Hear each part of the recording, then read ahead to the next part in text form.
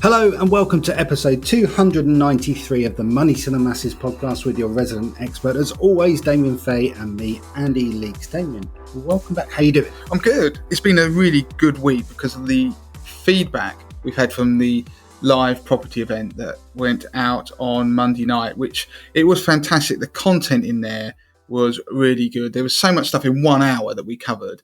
And like I say, the feedback we've had from about the content, the guests, I think we're going to be trying to do this on a regular basis now. We're looking at doing regular live events on different topics and personal finance because people have asked us to because they enjoyed it that much. So if you have any ideas or parts of personal finance you want us to cover, I'm thinking of ethical investing as a potential one coming up, then do let us know. So yeah, I'm absolutely buzzing this week, Andy. And of course, this week's podcast is all about that live event. Yeah, that was going to be my next thing. So what have we got coming up on the show? Well, it's exactly that. It's kind of a condensed, cut down version of what some of our listeners will have seen on Monday night, but obviously many of you wouldn't have heard those. So we've selected just around about half of the questions, haven't we, to go on the podcast. And there's going to be other ones that aren't.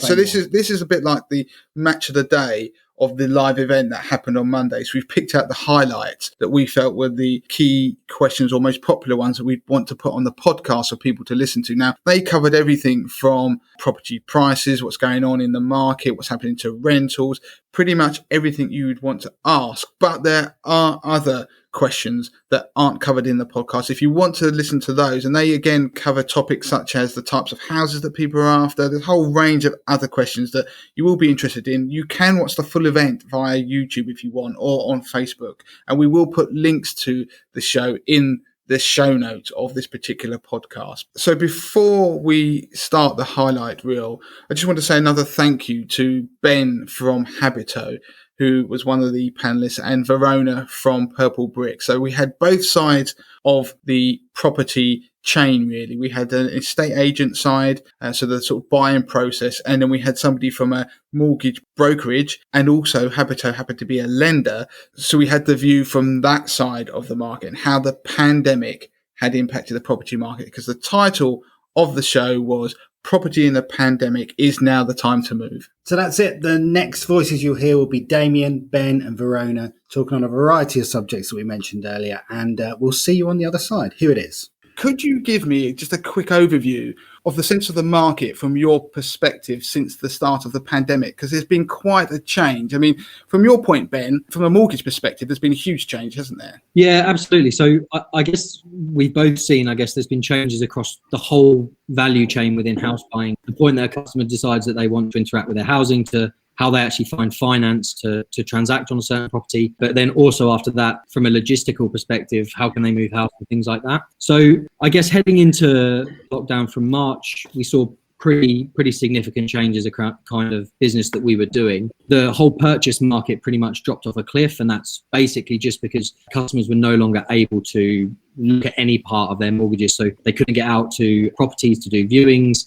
There wasn't valuers able to go out and do appraisals on properties. And also, again, logistically, there was no removals people, for example, to help people move house. So pretty much overnight, we saw the purchase market pretty much disappear. The remortgage market and the refinancing market, with customers who already have mortgages just looking to go back into the market and take a new fixed deal, that was pretty resilient, and that stayed pretty constant throughout the pandemic. From June onwards, pretty much is when we saw things start to adjust back to normality. We started seeing people more interested in transactions. We had a lot of people come to our website who weren't yet ready to transact, but they were thinking about looking for housing, wanting to understand how much could they borrow, what does that look like for them. That started again from sort of June. And I'd say now we're pretty much getting back to a normal level where we have customers coming to us to buy their first house or to refinance and move to their family house or whatever that looks like for them. So we're approaching again like I guess back towards the steady state of a mix of all types of customers. Okay. And we'll come back to some of that stuff on the mortgage front, because obviously behind the scenes there's been some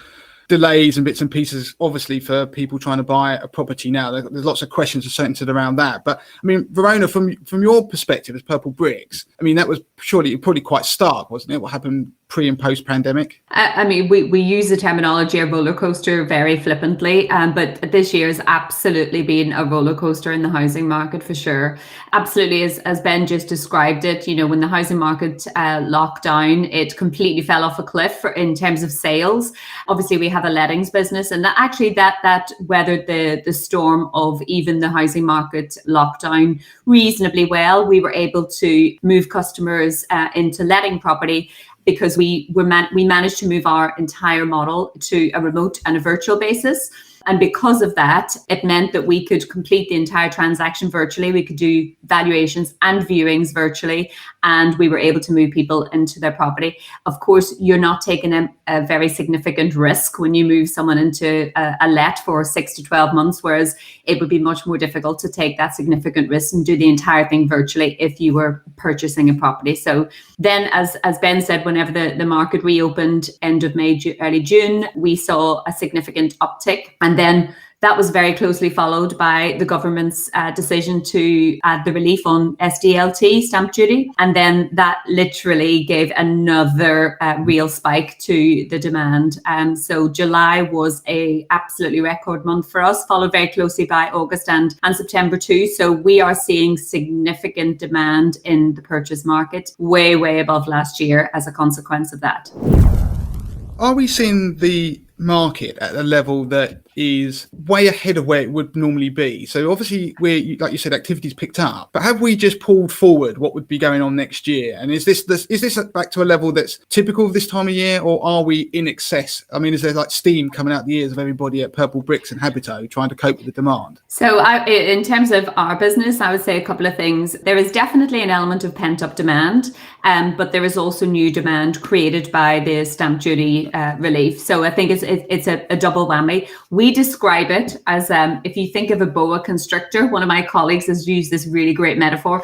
If you think of boa constrictor as eating something that is just too big, taken off too big a bite, and is trying to move its way through this boa constrictor. So we've got this massive pent-up demand in this very tight space. Our pipeline is bigger than it's ever been before. Yes, there is definitely a significant uplift on last year, but on top of that, every other stakeholder in the transaction is constrained. So whether that's lenders, surveyors, local authorities for searches, conveyancers, brokers, estate agents, everybody is constrained, and therefore that movement along the pipeline is taking longer than it would normally do. So there's a number of factors at play at the minute. Yeah, and I echo that as well. I think there's a few things from the demand side certainly at play. From a first instance, you've got 2 or 3 months of people wanting to transact on houses that haven't been able to do so. So that's what you see come through in July and August. There's also obviously the stamp duty changes, which has kind of maybe got a few people who are thinking, oh, in a year's time, I might like to move. It might have pushed those forward a bit. But also fundamentally, people's circumstances have changed. People's outlook on what they want to get from housing, from their own situations has also changed. So in terms of, to your question, have we just moved stuff forward from next year into this year? I'm not sure we have. I think we're just seeing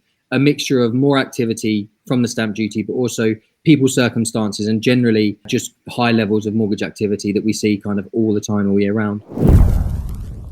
One of the big questions that we seem to be asked, I know there's no crystal ball for this, but it's the one question you can't get away from when you're talking about property at the moment. It's about house prices. So where next for house prices? Has the stamp duty, I mean, anecdotally, I've heard about the stamp duty holiday pushing up prices. I mean, I'll be honest with you, somebody a couple of doors up from me has put their property on, I'm sure as a result of this, and the amount they want for it, it's just not worth it because it's the same house as I live in. Is that a widespread issue? Are house prices high? And I mean, where do you see them going from there? I know you've not got a crystal ball, but lots of people in the industry will have a view and you'll get a sense of what they are thinking. Yes, I guess from my perspective, they are volatile, and they are just by nature of kind of the whole world being pretty volatile at the moment. Some of the reports, there was a report came out this morning that said they expected house prices to be up around 7% this year in the UK as an average. Interestingly, London seems to be the place that isn't experiencing that. That's broadly flat, 1-2% up year on year. It's actually the places outside of London that are really experiencing the asset prices going up. And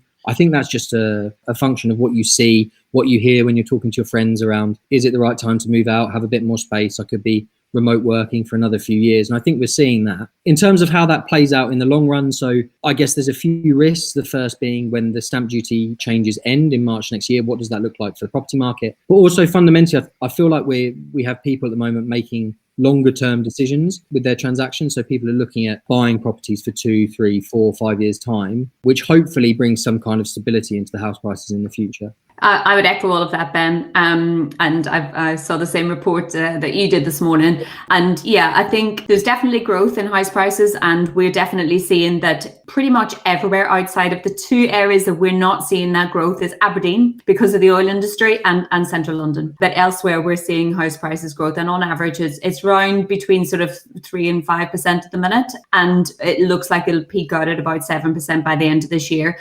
I mean, whilst the housing market over the longer term is obviously reasonably robust, it isn't immune to the economic impact of what the pandemic is going to do, because we still have the economic impact to play out.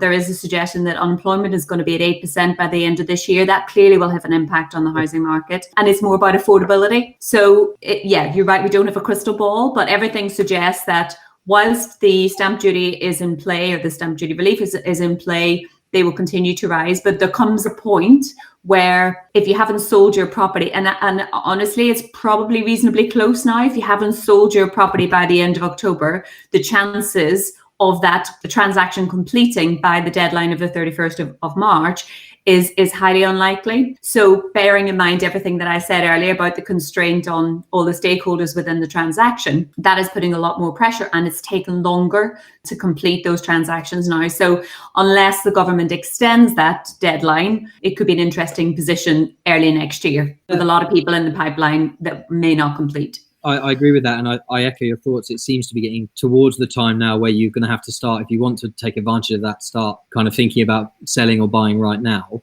The one thing that I always think when I talk about house prices and what they look like in the future and what they look like now is that for most people transacting on houses, buying and selling, the chain is a point in time decision. So in some respects, it might be really good that you sell your current house for more than you thought you would. But there's the other end of the spectrum that says you have to buy somewhere to live in now, so you might be paying over the odds to live in there in the future. So because at a point in time, if you get a good deal on your house, the likelihood is you probably won't get a cheap deal on the house that you're buying. So it's just an interesting dynamic. And the other factor, of course, is the mortgage rate that you're going to get at that time. So if you have to put in a bigger deposit, and that might cause you some other challenges on your disposable income. When there's less pressure on the housing market, you may get a better mortgage rate over the longer term. So it ebbs and flows. And because property is a long-term investment and you're not buying, unless you're an investor, and most investors buy investments for the long term anyway, I would always guide to think of the longer term, not just the next 6 months or whether you're going to save on stamp duty. There's other factors at play. Ben, one of the things that obviously now lenders are understandably looking at their book of lending and are being a little bit tougher, stricter. But what is it that lenders are looking for now? If you're going to go buy a property, your dream home, and you decide that you're going to pay whatever for it, what are lenders nervous about, or what are they looking for when they're actually trying to assess whether to lend? Yeah, so to tell you the truth, not much from that perspective has changed. They are still cautious around the same things that you would expect them to be cautious about, and still get comfort from the same things and longer term employment and what that looks like. They're obviously keen and very hot on that at the moment, given the unemployment forecast and things that we might see towards the end of this year and into the beginning of next year. The second is obviously they have some nervousness around valuations of houses. So that's why you see not very many of the low deposit products in the market at the moment today. It's just the risk essentially lies with that lender. And so it's very understandable with the uncertainty among everything, not just in housing, that they haven't got that increased appetite for risk to take on at the moment. So in general, it's not too different, the things that you look out for. And in terms of where they get comfort, like I say, the employment side of it is obviously very important. The deposit side equally is very important. But fundamentally, there's 90 odd lenders in the UK, and they're all kind of competing against each other to offer compelling products to consumers. So I think that's just a fair balance of what you see. And the kind of mixes that you see is pretty fair enough, I'd say, on the lender's part. How do you make your property stand out? Because obviously there's a a number of properties that people look outside their windows and start to see people who are probably being opportunistic and thinking, do you know what, I might move. And so you've got a bit of increased competition that maybe wasn't there previously. I mean, how do they make their property stand out? Oh, there's so many things that we advise our customers on to make the property stand out. And, you know, one of the most important things is great photography. One of the most important things is have great photography. So whenever this world does this all the time, whether it's right, left, up or down, we're constantly scanning. We scan everything. And of course, we know now that we don't go into estate agents' offices to look for properties. Our go-to is Zoopla and Rightmove. That is for the most people who are looking for property. So, and with the amount of property that are on there, you have to have photography that stands out. We are clearly utilizing virtual viewings much more prominently than we've ever done before. So there's lots of tools out there that we can do that. So video tours, whether that's a Matterport or a virtual viewing through a video, or video tours of photographs. Anything that stands out and is a little bit different, that allows customers to browse and do a lot more desktop assessments of a property, will definitely attract more attention. Now, the reality is, in this world, it's harder and harder for us to go to physical viewings now, because we've got local lockdowns. Wales have gone into lockdown today for the next few weeks. You know, there's lots of challenges in that. So the virtual world of being able to make assessments has become more and more important. And I have a feeling it's going to be like that for months to come. So making sure that you have a great online presence and good photography that represents your property fairly is a really, really important thing. Because so we've just done a survey from a lot of buyers and asked them, what are the things that are real turn-offs for you? What things would you not want to see a property? And in the top 5 was misrepresentation on room size. So don't give me really, really wide angled lenses and I walk in a room and it's a cupboard and it looks like a massive drawing room, you know, so things like that. Things like overgrown gardens, don't have an overgrown garden, a neat garden, you know, dirty laundry and shoes on display in your photographs, things like that. You know, basic principles of good photography and showing your property in its best light. It's the same again as going back to what we were talking about house prices, that when you sell, you also have to buy at the other side. And I kind of see it in the same way. Like, imagine what you're looking for in the pictures of houses that you're looking to buy, and then try and reflect that kind of stuff in the own pictures of your own house that you're trying to sell. Because generally speaking, there's like a value chain that needs to be fulfilled, both from you selling and you buying. So it kind of works in one long chain, like most things, I think. Gary asked about, are house price / letting increases sustainable, or does the panel think there could be a correction in the next 12 to 18 months once schemes come to an end, such as furlough and mortgage holidays, etc.? So if you can see how that links into that question, really, because you would take advantage of a correction if there one did occur. So you would actually sell high, buy low, basically. What's your view on that? So, I mean, hard to say. Is there possible that there is a correction? Yes. Is there also possible that there might not be? Absolutely as well. It's so kind of dependent on, it's multivariate basically on unemployment, on wage inflation, on various things that would lead to kind of your house prices increase. So I guess it's good to be conscious basically of the uncertainty that you face in the future. And that's why I come back to the point, whereas I think your house transacting, it's not over a 12-month time frame. It's certainly on the purchase side, maybe on the rental side it might be. But if you're looking to enter the purchase market, generally what you see, and even if you take it back to the kind of worst example that we can pick on from 2008, from the housing crisis, generally what you see is if people held their houses for long enough, they wouldn't really be that vulnerable to a shock. Now, there are obviously nuances to that, and there are obviously places in the country where that hasn't been the case. But generally speaking, for the majority of people, provided you held your assets for 3, 4, 5 years, you're actually not that vulnerable to a short-term shock. And so I just think it comes back to making rational decisions, making sure that the value that you put on that property is the price that you end up paying. Don't get caught in the, I really want it, so I'll pay an extra 5%. Just be conscious to stick to what you think the value of that property is. And I think that's how you should base your decision making.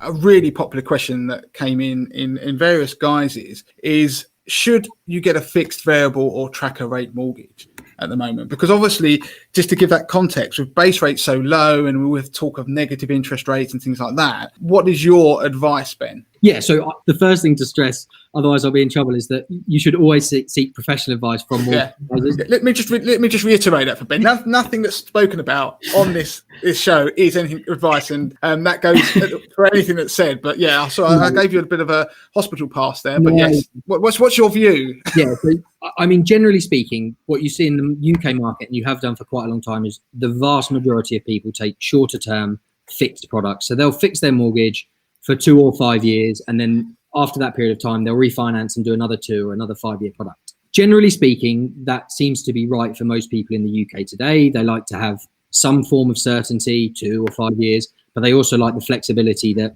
if they want to move house or their circumstances change, they can react in 2 or 5 years' time. Now, there are some circumstances where that doesn't hold true. So it could be, I'm a year away from moving house, so I need something to bridge that gap.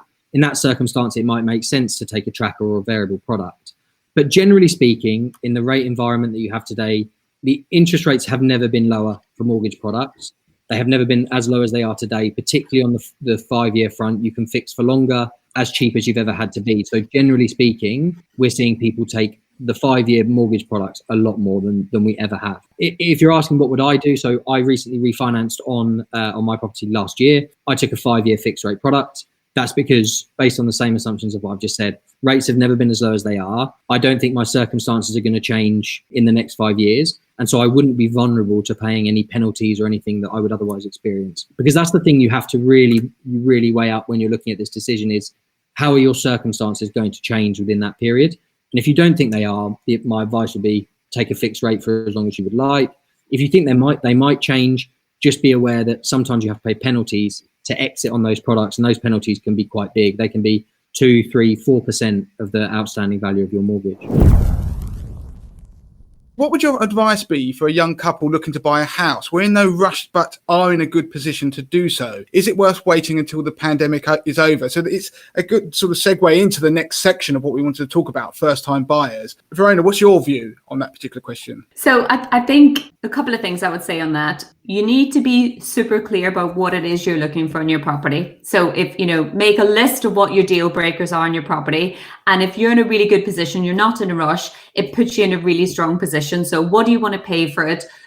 Get a good advice from a mortgage broker in advance so that you know that you'll be able to balance the cost of your new property along with the lifestyle that you want to lead. As you're still a young couple, that's really, really important. Don't put yourself under so much stress in the early days just to own your own property. So I think, make a list of what the deal breakers are, what you're looking for, how much you can afford to pay, etc. And then always be on the lookout for the right property. It puts you in a brilliant position if you're not in a rush, you're not forced into it, you're not having a baby, you're not having there's no reason from a work perspective you need to move. It puts you in a great position.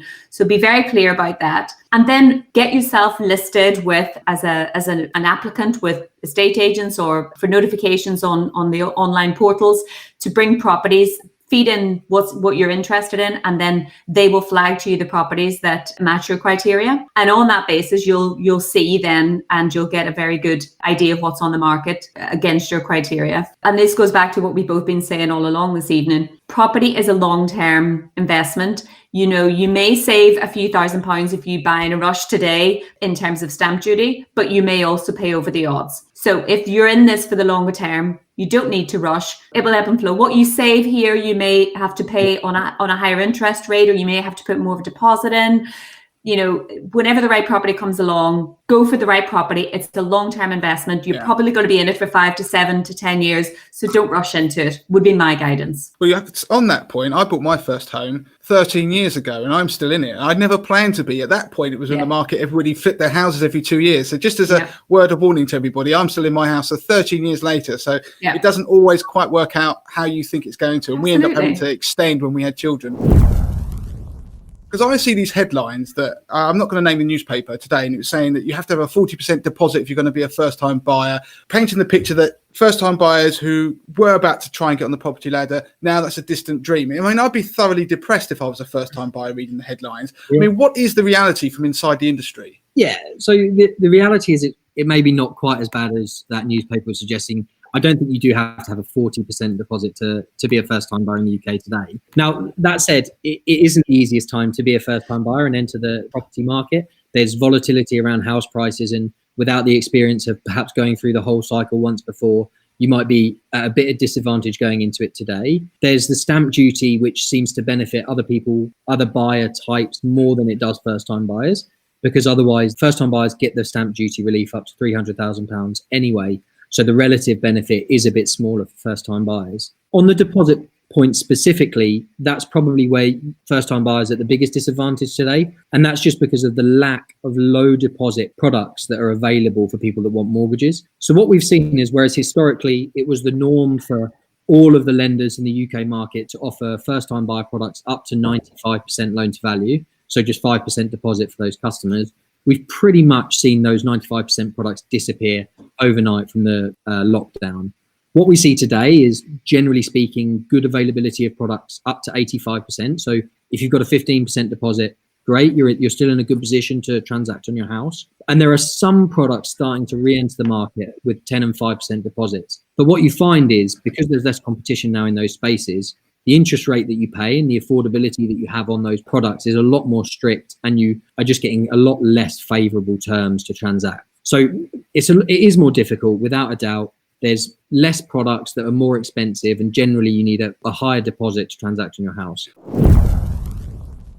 What about gifted deposits? Because again, people have read in the press about some lenders not liking gifted deposits, deposits from like family, parents or something like that. Is that true? Is that the case? Or generally speaking, no, it's not true that lenders don't like them. So generally speaking, they're fine. They would ask you to often sign a gifted deposit letter just to state that it's a gift and there's no opportunity that this would have to be repaid to whoever's gifted that in the first place. But generally, that's not so much of an issue. Lenders are fine with whatever the deposit looks like, so long as you can prove that that's not going to be an issue in the long-term future. It's more, like we said earlier, around the valuation of that property, and just making sure that lenders are comfortable with that and they're not taking on any risk that in 1 or 2 years' time that they can put people in negative equity and things like that. And that's why we don't see the products at 5% deposit and things like that. The other thing to add is that obviously Boris has been talking about generation buy, and I don't think any of us are really clear just as yet about how that's going to look. But clearly there is an agenda to help first-time buyers as we come through the other side of this. So perhaps the stamp duty changes, you're right, Ben, they definitely advantage other house buyers more than first-time buyers. But maybe the plan is on the other side of this that first-time buyers will get a boost as well. So it's just worth, looking out for any more news on that.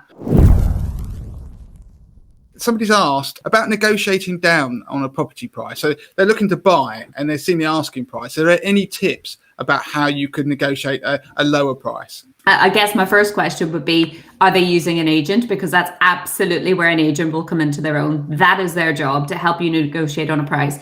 An agent will know the seller's motivation. So what they're basically, their bottom line is in terms of what they can take from a property, and where they're moving on to, and what that likely to mean, and their best place to put that deal together. So I would absolutely put that in the hands of the agent. If they're not using an agent, then the best thing to do is just be upfront. Just be upfront with the seller. Just be honest and transparent. And in my experience, by doing that and by putting your cards on the table and just saying, I really want this property, this is as much as we can go to. This is our best and final offer.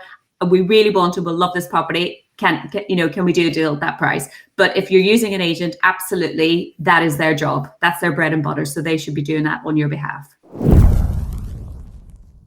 What's the attitude you're seeing of lenders towards self-employed or small business owners? Because obviously it's quite a fragile environment at the moment economically. And similarly, so to echo the first-time buyer point, it's harder for those at the moment to transact on their mortgages. And that just comes back to what lenders look for, what I was reiterating earlier.